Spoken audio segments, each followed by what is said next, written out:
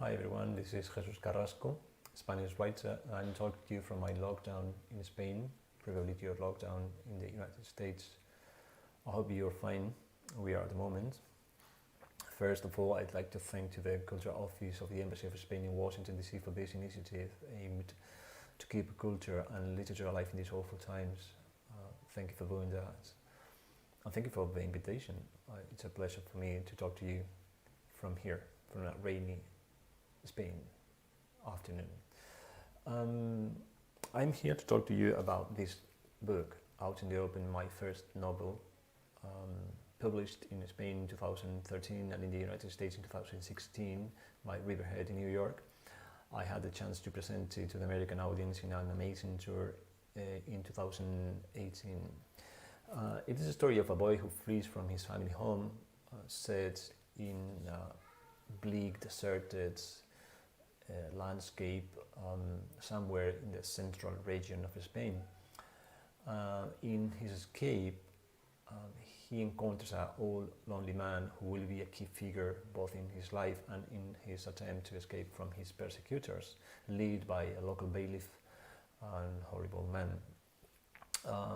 In the tour I mentioned, I remember being in Houston, and a reader came to me to say me something like, the landscape in the novel is really similar. He noticed a resemblance between that landscape of the novel and some landscapes in North America.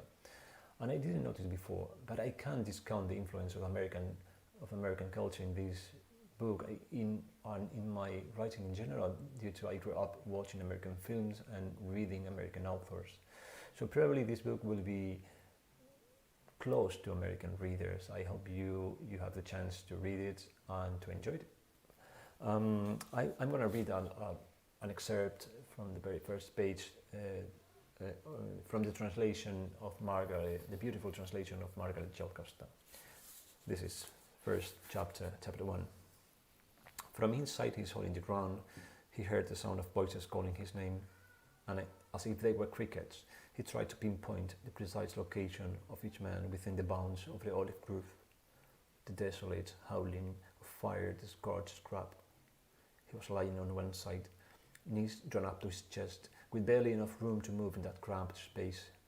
His arms, either around his knees or serving as a pillow, and only a tiny niche for his knapsack of food.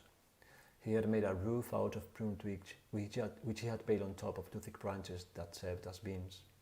Tensing his neck, he raised his head so as to be better, and half closing his eyes, listened out for the voice that had forced him to flee.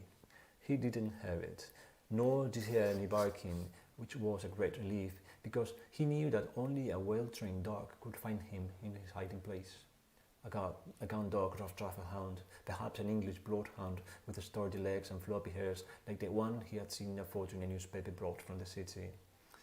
Luckily for him, there were not such exotic breeds where he lives, only greyhounds, all skin and bone, mystical creatures that raced after hares at top speed, never stopping to follow a scent because they had been put on earth with only one purpose in life: to pursue and capture.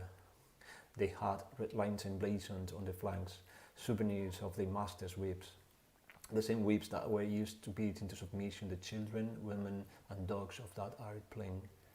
Greyhounds, of course, could run, whereas he had to lie stock still in his small clay cave, lost among the hundreds of smells that the subterranean deeps normally reserve for earthworms and the dead. Smells he should not be smelling, but which he himself had sought out. Smells that distanced him from his mother.